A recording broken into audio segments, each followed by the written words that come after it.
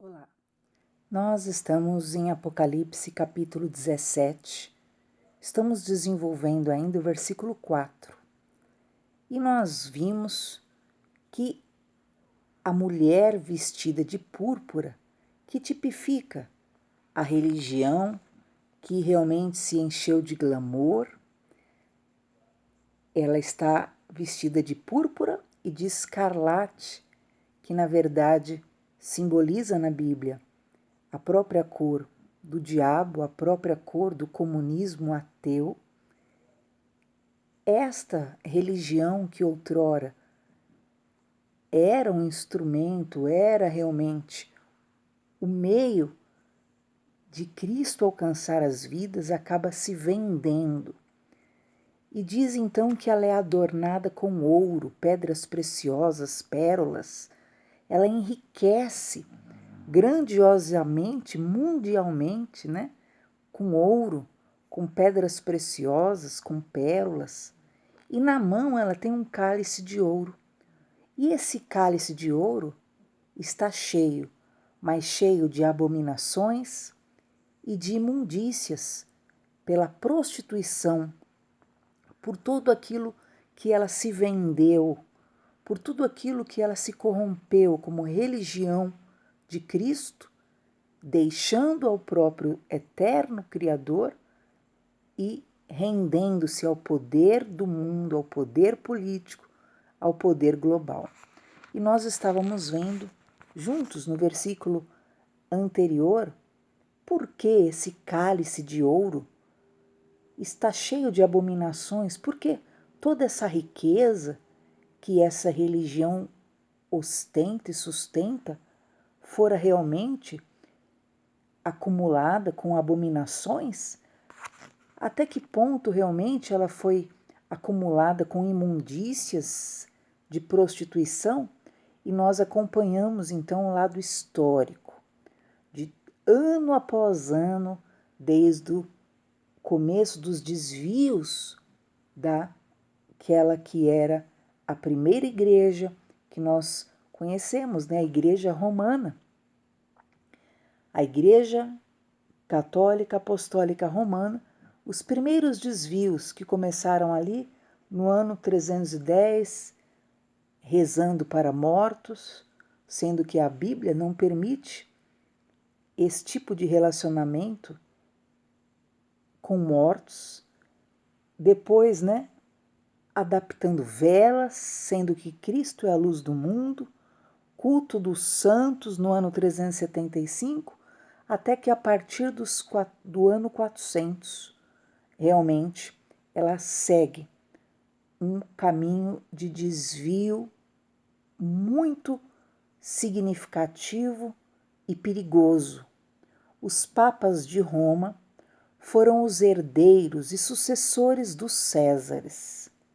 O Vaticano situa-se no local do palácio destes.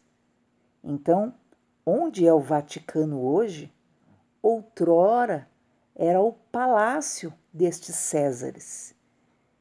Os papas têm vivido em toda a pompa e esplendor dos Césares e têm reivindicado toda a autoridade que estes reivindicavam, e ainda mais.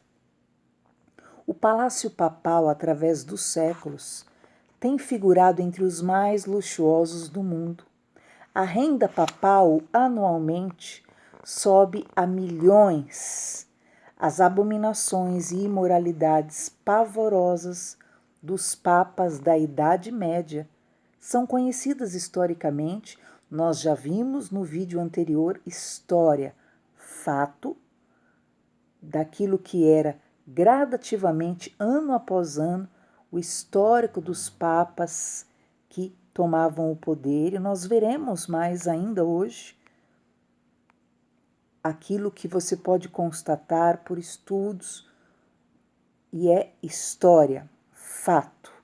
E todas essas imoralidades e abominações, realmente como diz, né? O cálice está cheio de imundícia e de abominações da prostituição. E realmente, né? Toda a riqueza, todo o poder, todo o status, tudo que alcançou infelizmente, foi acumulado com muito e total desvio de Deus.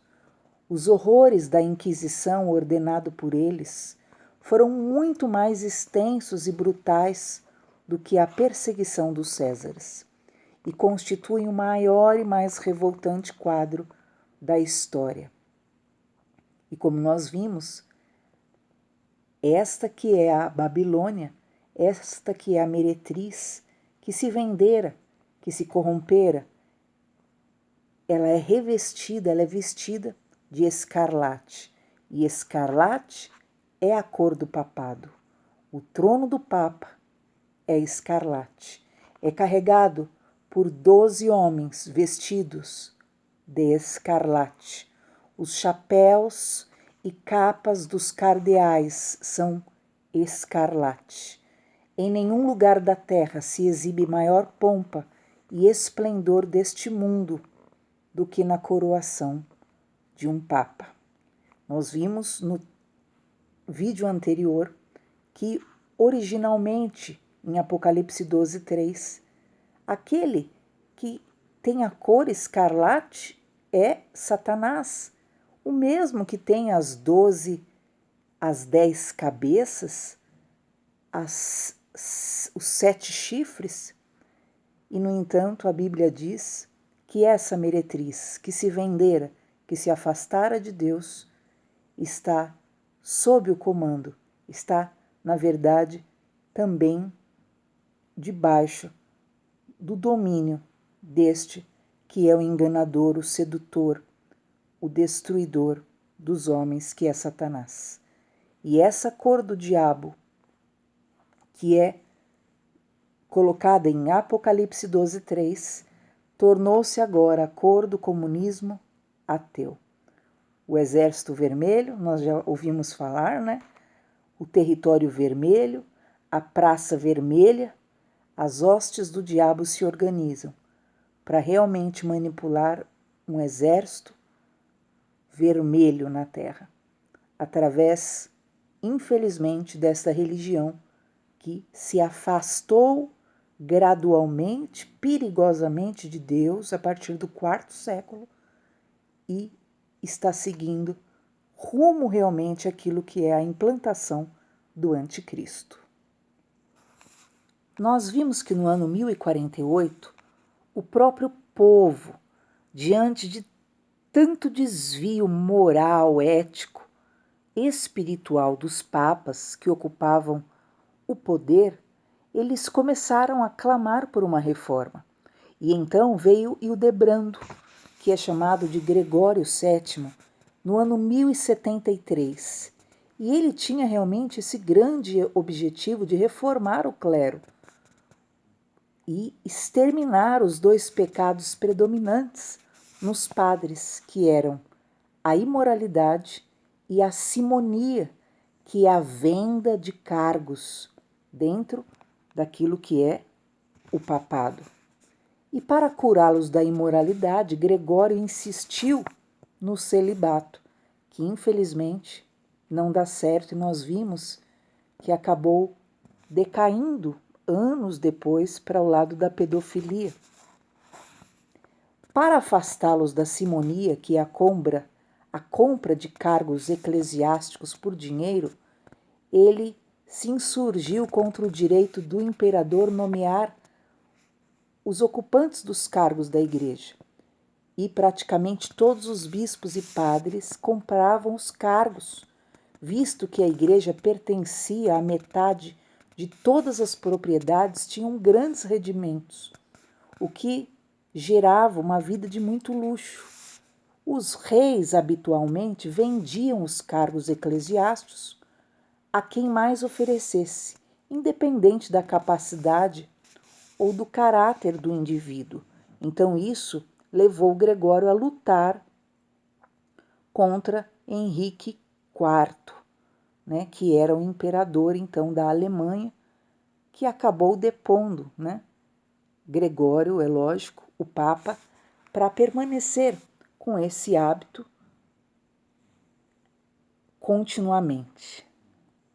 Nós vimos que Gregório conseguiu ainda colocar no poder, né? Nós vimos, Hildebrando conseguiu colocar no poder ainda 5 padres, 5 papas extremamente sábios, verdadeiramente de Deus, eleitos pelos cardeais, e só que depois que ele foi retirado do poder, voltou novamente no ano 1088, a volta realmente da venda dos cargos.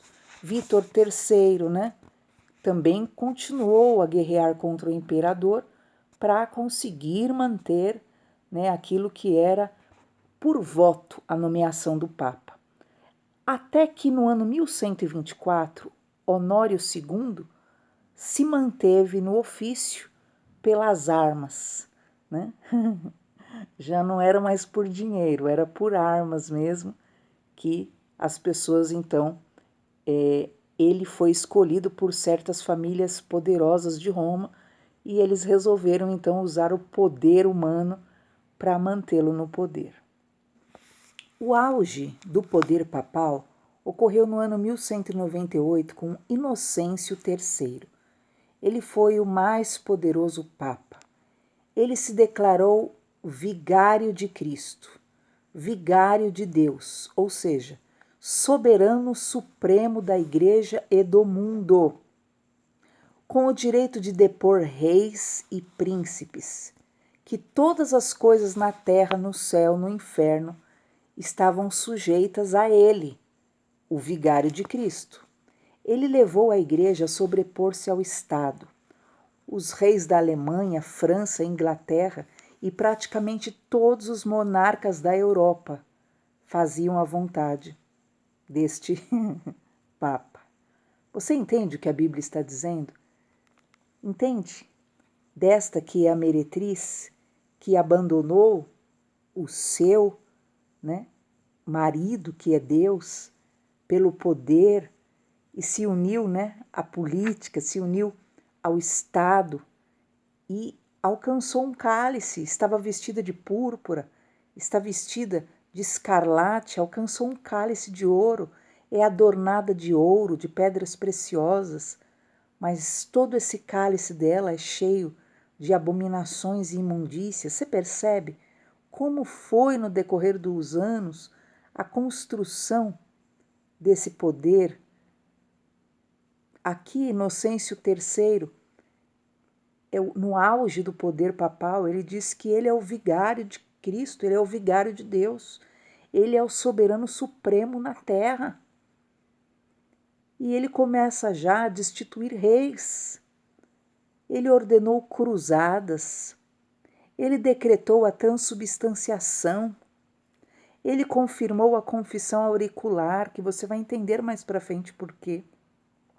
Ele declarou que o sucessor de Pedro, que é o Papa, nunca e de modo algum pode se afastar da fé católica. Ele declarou a infalibilidade papal, que nenhum Papa erra, por isso ninguém pode questionar nem contrariá-lo. Ele condenou a Magna Carta, proibiu a leitura da Bíblia em vernáculo ao povo.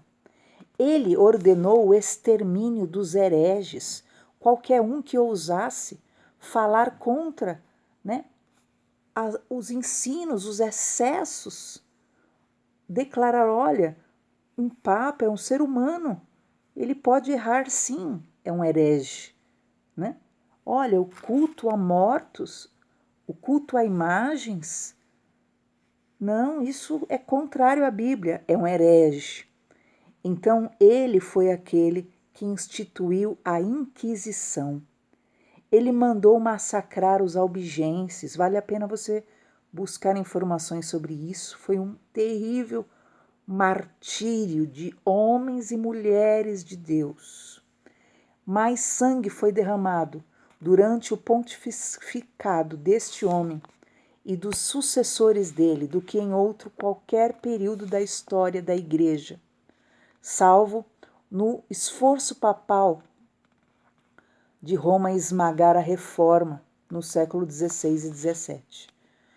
Chegaram a dizer que Nero, a besta, tinha revivido, assumido o nome do Cordeiro, que era esse Inocêncio III, já que ele dizia que ele era o vigário de Deus, o representante supremo de Deus na terra, sobre todas as coisas, no céu e no inferno, tudo estava sujeito a ele.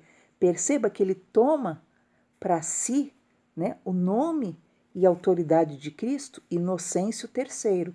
Isso no ano 1198 até 1216 ele ficou no poder. E chegaram a dizer que Nero tinha ressuscitado, tamanhas loucuras e abusos que esse Inocêncio, esse Papa Inocêncio III fez na Terra.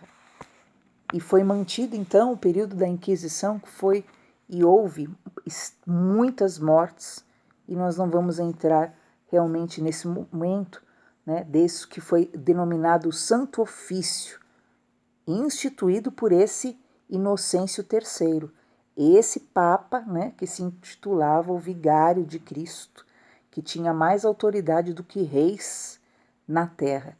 Imagina, queridos, Alemanha, França e Inglaterra e praticamente toda a Europa fazia o que ele queria. Imagina, né? E a forma que ele usava o poder só em prol realmente de benefícios particulares. Ele institui o Tribunal Eclesiástico, né, que prende e castiga os hereges. Exigia que todos prestassem informações sobre as pessoas heréticas. Todos os suspeitos de heresia estavam sujeitos a tortura, sem saber quem os havia acusado. O processo corria secretamente. O inquisidor pronunciava a sentença e a vítima era entregue às autoridades civis para serem encarceradas pelo resto da vida ou eram queimadas. Os bens dos cristãos ou dos muçulmanos eram confiscados e divididos entre a igreja e o Estado. Qualquer um que ousasse, né, contrariar, falar da Bíblia até, porque ele proíbe a leitura da Bíblia, era considerado um herege. Depois que segue o período do Inocêncio III, a Inquisição ela faz uma obra realmente maligna no sul da França. Mas nós vamos ver então aquilo que é a continuidade desses papas e por que a Bíblia fala desta que é a grande meretriz. Depois de Inocêncio, veio Honório III, no ano 1216.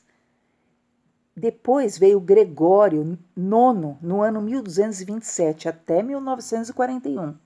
Depois veio Inocêncio IV, no ano 1241 até 1254. Nesse tempo foi sancionada a aplicação de torturas para arrancar confissões dos suspeitos de heresias. Então, se você fosse suspeito, né, de falar uma heresia contra o Papa, contra, né, a Igreja Romana, você seria o quê?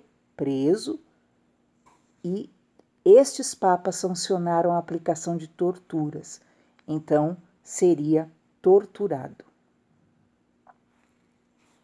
Depois de tantas mortes, tanto massacre por parte dos próprios papas, no ano 1294 até 1303, Bonifácio VIII, ele apoiou muito os papas e ele estabeleceu uma famosa bula. Ele, que também agora era um papa, no ano 1294 ele assume, e ele declarou: afirmamos, definimos, pronunciamos que é absolutamente necessário para a salvação que toda criatura humana se sujeite ao Romano Pontífice. Toda criatura humana, todo ser humano da terra precisava se sujeitar a ele. Todavia, Dante visitou Roma num pontificado deste Papa e ele viu que Bonifácio VIII era tão corrupto que ele chamou ao Vaticano de semeador de corrupções. E ao lado de Nicolau III e Clemente V, colocou o papado no auge, realmente, como a parte mais baixa do inferno. Era a condição que eles estavam. Nesse período, há uma era do declínio papal, porque já estava escancarado, né? Vocês viram lá, teve a era do meretrício, né, da pornocracia. Teve então a era da simonia, que era por dinheiro, primeiro por prostituição e imoralidade, depois a era tudo movia-se por dinheiro, né? Então, nós vimos que chegou já nesse grau de assassinatos. Era por força, por assassinato, que eles queriam manter as pessoas sujeitas a eles. Agora começa então uma era de declínio e, por fim, no Bento XI, no ano 1303, ele vive aquilo que é ver a sede do Vaticano sendo removida para Avignon, no limite do sul da França, e ali ficou durante 70 anos.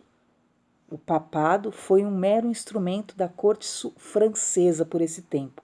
Ficou submetido, porque finalmente veio, né, um rei forte que colocou eles no lugar deles, né? E eles ficaram por 70 anos ali, né, limitados no seu poder, limitados nas suas ações. Mas mesmo ali em Avignon, eles continuavam com a extrema avareza, sem limites. Estabeleceram taxas pesadas de impostos ao povo de Avignon. Todos os cargos da igreja foram vendidos por dinheiro e muitos cargos novos foram criados para serem vendidos a fim de se encherem os cofres dos papas e ser mantida assim sua corte luxuosa e imoral. Petrarca, os domésticos do Papa, acusou de rapinagem, imoralidade e toda espécie de prostituição.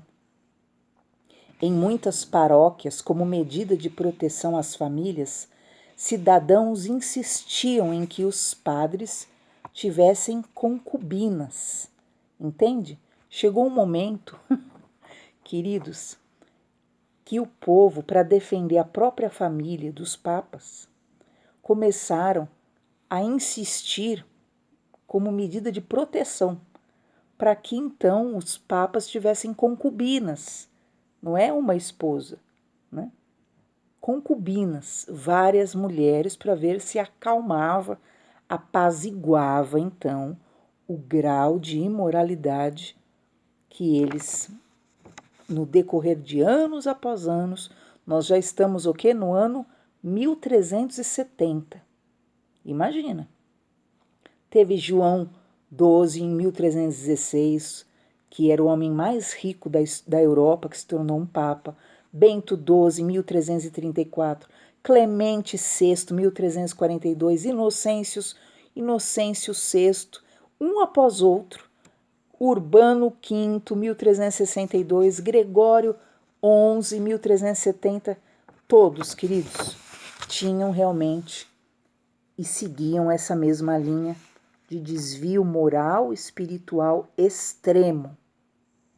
Esse cativeiro, né, tirarem o poder deles ali de Roma e mandarem para Avignon, fez realmente eles perderem muito do prestígio deles. Porém, sabe quem restituiu a condição deles para voltarem para Roma? Você não vai acreditar agora. Então, durante 40 anos seguintes, houve dois papas, um em Roma e outro em Avignon. Lembra que foi retirado o poder deles e colocado sobre Avignon, certo? Que era uma cidade ao sul da França. E agora, cada um ali dizia ser o vigário de Cristo, o representante de Cristo na terra. Havia aquela disputa de poder.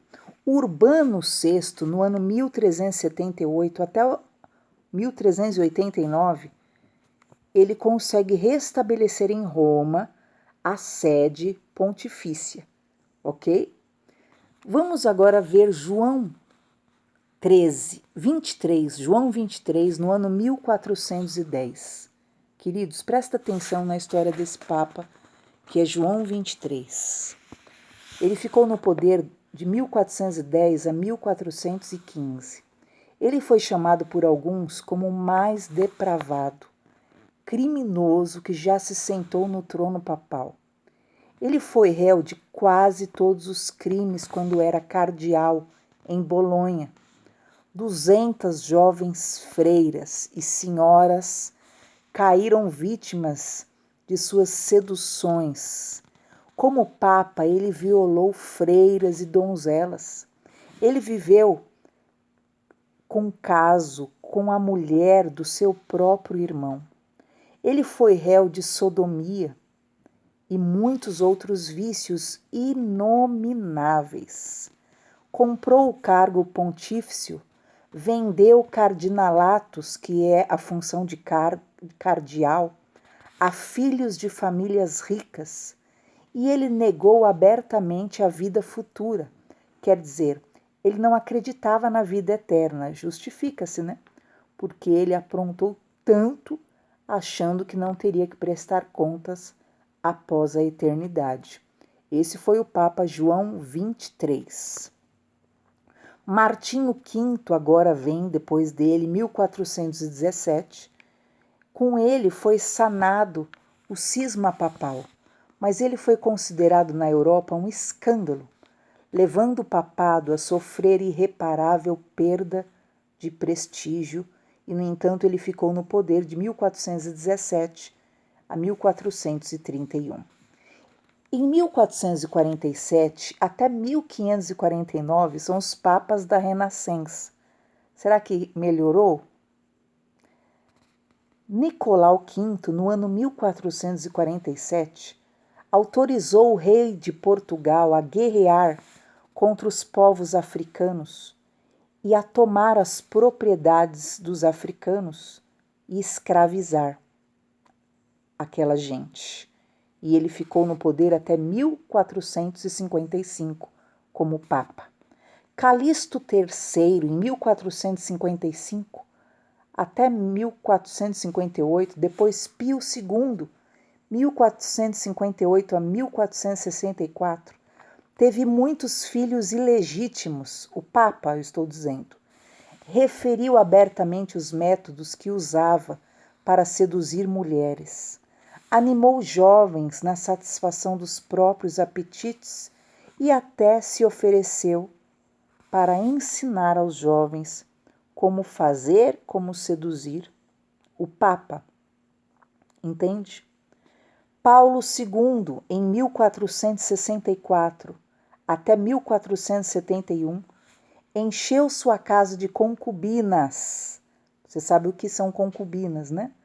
São muitas mulheres jovens, né, para satisfação pessoal. Não se casa com alguma e fica com várias ali, né, ao seu dispor para servi-lo sexualmente, né, quando lhe convém. Sisto IV, no ano 1471 a 1484, ele sancionou a Inquisição espanhola, decretou que o dinheiro livraria as almas do purgatório. Ele esteve implicado numa trama de morte contra Lourenço de Médicis e outros que se opunham ao seu governo. Ele se prevaleceu da posição para se enriquecer e para enriquecer aos seus parentes. Ele fez cardeais de 8 de seus sobrinhos, embora alguns deles ainda fossem crianças. No luxo e esbanjamento, rivalizou com os Césares, na riqueza e no fausto. Ele e seus parentes não tardaram que excedessem as antigas famílias de Roma, de tanto que enriqueceram. Então vem o Papa Inocêncio VIII, agora em 1484. Queridos, perceba, desde o quarto século, papa após papa que tomava o poder. Nós estamos nos papas da Renascença agora. 1484 nós veremos. Esse Papa Inocêncio VIII, ele teve 16 filhos de várias mulheres casadas. Ele multiplicou os cargos eclesiásticos para vendê-los, e ele vendeu cada cargo eclesiástico por elevadas somas de dinheiro. Ele decretou o extermínio dos valdenses, que eram cristãos puros, que queriam se manter só na Bíblia Sagrada. Ele enviou um exército contra esses valdenses. Ele nomeou o brutal Tomás de Torquemada para inquisidor geral da Espanha. Ele ordenou a todas as autoridades que a ele entregassem os hereges. Permitiu touradas na Praça de São Pedro. Ele deu lugar a que Savonarola trovejasse contra a corrupção papal.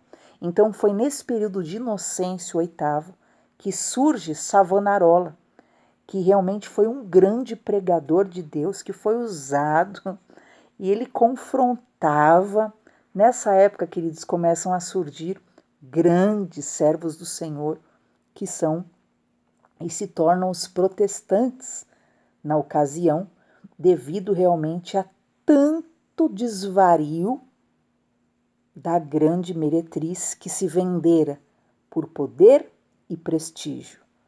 Vem então Alexandre VI, 1492 até 1503. Ele foi o papa mais corrupto da Renascença, licencioso, avarento, depravado, comprou seu pontificado, fez por dinheiro muitos novos cardeais, tinha uma quantidade de filhos ilegítimos por ele reconhecidos abertamente, aos quais nomeou para elevadas funções eclesiásticas, quando ainda meninos, porque ganhava salário, e que de parceria com o pai assassinaram cardeais e outros que se lhe opunham. Teve como amante a irmã de um cardeal que veio a ser o Papa seguinte. Vem então Pio III em 1503, que também mantinha casos e ele procurava apaziguar quaisquer levantes com dinheiro. Entramos agora nos papas do tempo de Lutero. Estamos agora no ano 1503 até 1513. Por que será que Lutero se tornou o protestante que se tornou? O protestador. E nós veremos, primeiro, o Papa Júlio II. Ele era o cardeal mais rico, percebendo vultuosa renda de numerosos bispados e da propriedade de igrejas, comprou também a sua posição de papa. Ainda quando cardeal, ele ridicularizou o celibato e envolveu-se em disputas intermináveis a respeito da posse de cidades e principados. Manteve e comandou pessoalmente vastos exércitos. Foi chamado Papa Guerreiro. Expediu indulgências. Era ele o Papa quando Lutero visitou Roma e ficou apavorado com o que viu. Leão X, 1513 até 1521. Era o Papa quando Martinho Lutero começou a reforma protestante. Filho de Lourenço de Médicis, feito arcebispo aos 8 anos de idade. Esse Leão X foi feito cardeal aos 13 anos, nomeado para 27 diferentes cargos eclesiásticos, o que significava para ele vultuosa renda antes dos 13 anos.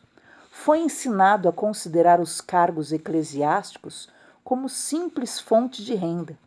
Ele negociou o trono papal, vendeu honrarias eclesiásticas. Vendiam-se todos os cargos da igreja, no tempo de Leão X também continuava, e muitos outros cargos foram criados para poderem render dinheiro. Nomeou como cardeais crianças de 7 anos, Manteve-se em infindáveis negociações com reis e príncipes, trapaceando com vistas ao poder secular, de todo indiferente ao bem-estar religioso da Igreja. Manteve a corte mais suntuosa e imoral da Europa. Seus cardeais rivalizavam com reis e príncipes em deslumbrantes palácios e passatempos voluptuosos, servidos de enorme criadagem, e todavia esse confirmou aquela bula que dizia Una Sanctam, na qual se declarava que todas as criaturas humanas